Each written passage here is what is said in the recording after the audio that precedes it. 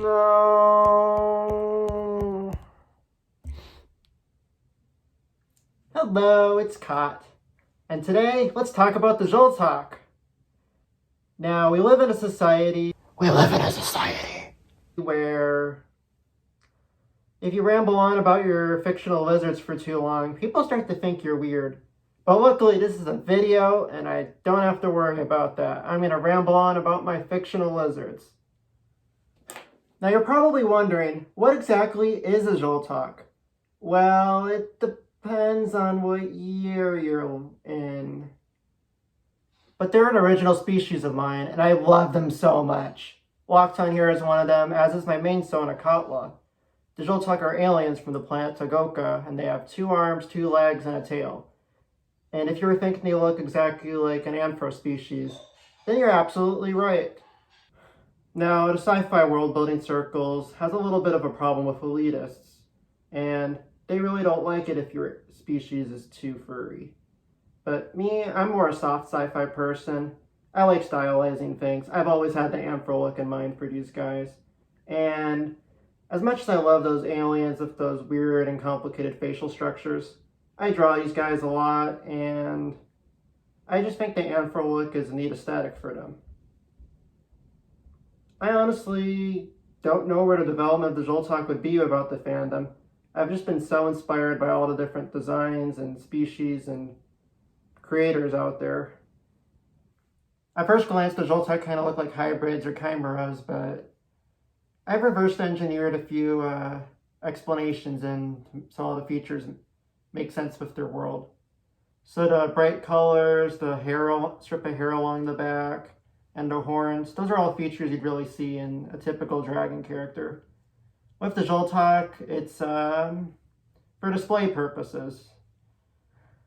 And the bat ears and the highly boopable bat nose, they're not for echolocation. It's for thermal regulation, kind of like a jackrabbit's ears.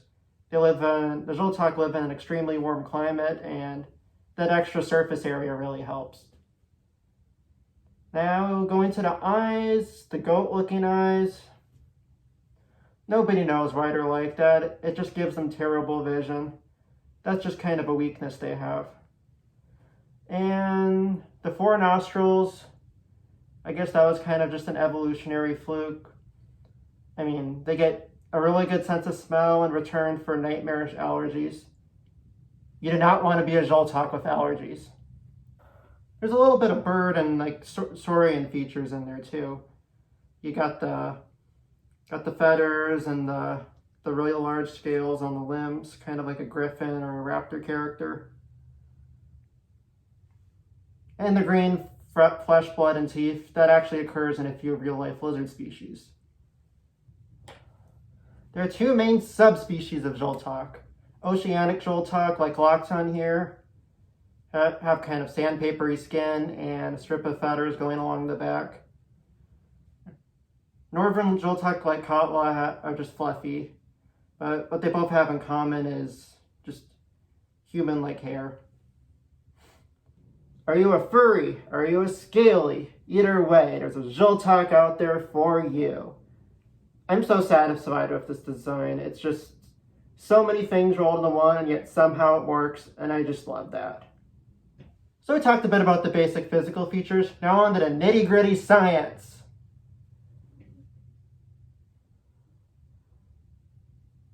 The Jultak are genderless. They lay eggs. They are ectotherms like most modern reptiles, and are omnivorous.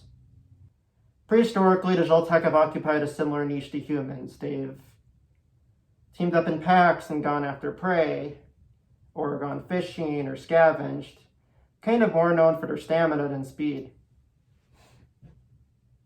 So now on to culture. So there are a lot of Jultak cultures out there. Some of them I haven't even figured out yet. But what a lot of them have in common is they don't really wear clothes. They don't need to. But instead they wear elaborate jewelry as their fashion scene. Jultak live in a diesel punk-looking world with jazz, nightclubs, zeppelins, gangsters, and boats that look suspiciously like Model Ts. Yet they're still capable of faster-than-light travel, so go figure. The Jultak are mostly under control of the Colosal Empire, which is Basically your typical sci-fi fantasy empire if you combine it with the DMV. So it's not inherently good or bad, it's just annoying. Quadrals gained a lot of their power by trading medicine and technology for allegiance from other groups of Jultak. Now I write stories set in this world. A lot of them are very satirical, kind of humorous, and meant to be relatable, but also not afraid of the dark and explore a lot of important social issues. A lot of them deal with the early days of the Jultak's interstellar relations, especially with another species of mine called the Tarapa. One such story is Totality. It's a webcomic project I've started to work on, and it involves a terrible conflict between the Tarapa and the Jultak. And Lockton here is the main character. Yay! Okay, so shameless self-plug here. The Jultak are an open species, and I absolutely encourage you to create them. I just believe in full creative freedom. Whether or not a species to be open or closed is a conversation for later, but just have at it. If you like the Jultak, just have at it. Whether the Jultak are examining the perils of the modern American political system, or just being plain adorable, the Jultak are for everybody. That's all. If you like my ramble, just like and subscribe or whatnot. And if you have any more questions about the Jultaks or just stuff you want me to talk about in future world building videos, just leave a comment below.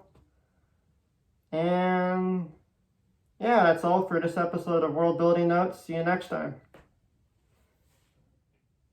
The Jultak are mostly under control of the Jultak, or we live in a society